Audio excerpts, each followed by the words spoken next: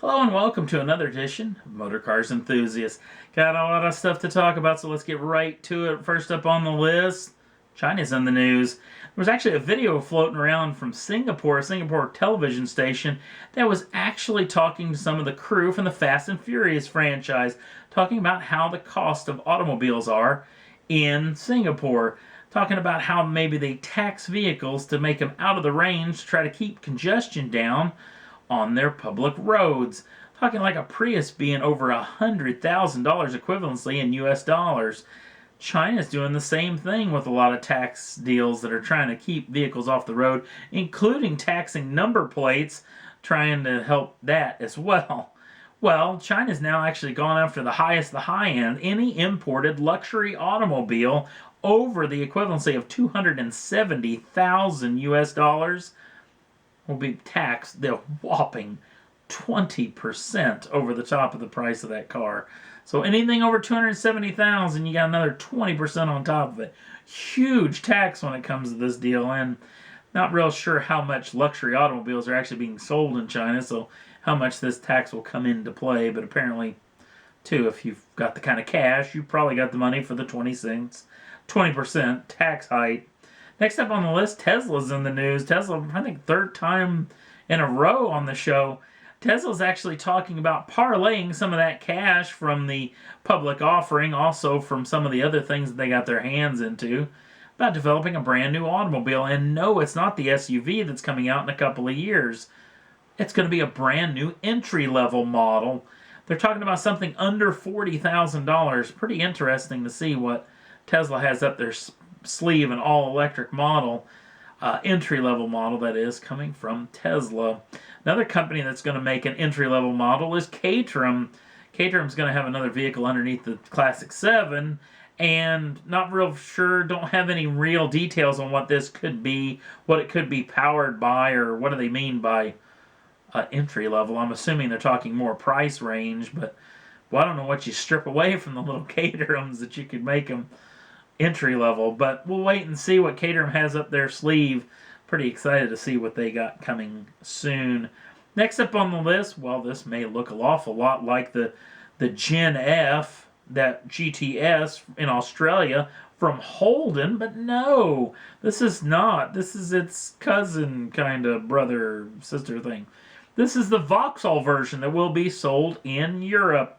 Now, this vehicle being based on that same Holden platform and will have the same 6.2-liter LSA supercharged V8, putting out 576 brake horsepower, and be put through a 6-speed manual or a 6-speed automatic. This will be called the VXR8 GTS.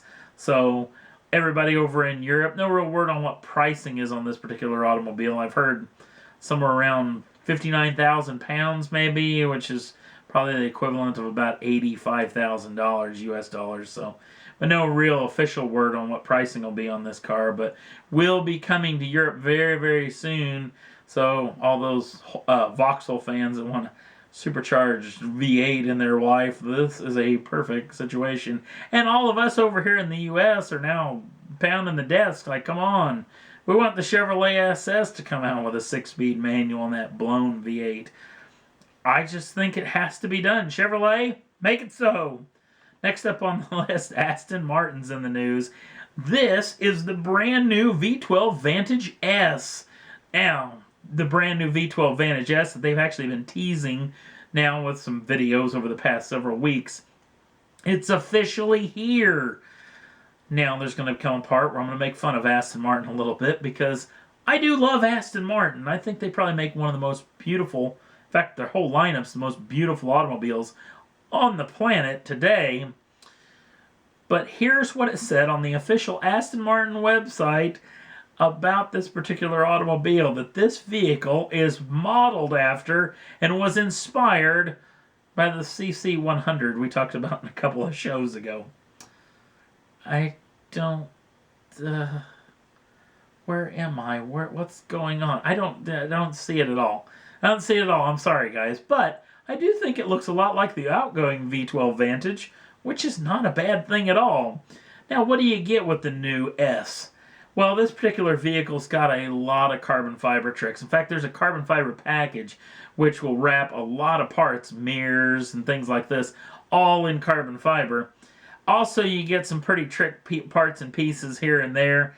Now, the real thing is the lightweight stuff, including the interior. The interior, what they claim is all new, comes with these significantly redesigned lightweight seats. They supposedly lose a lot of tonnage out of these seats, and obviously you're still wrapped in the lap of luxury as well. Now, also the vehicle has 10-spoke lightweight wheels that are actually supposedly way lighter than the outgoing wheels, and inside those wheels there's carbon ceramic discs with carbon ceramic calipers, which is pretty trick as well. Got some good clamping force when you put down the stompers. Also, it's got a brand new, all new AM28 V12, the same that is in that CC100. That's a 6-liter V12, putting out 510 brake horsepower and 420 pounds-feet of torque. Now, really, honestly, the car's fantastic to look at, so they're going to sell the tar out of these things. But this could be the last outgoing V12 Vantage, the Vantage S, that will be coming to showrooms soon. No word on what pricing is on the machine is yet, but we'll keep you in tuned when it does come out. Next up on the list, let's talk about a video game.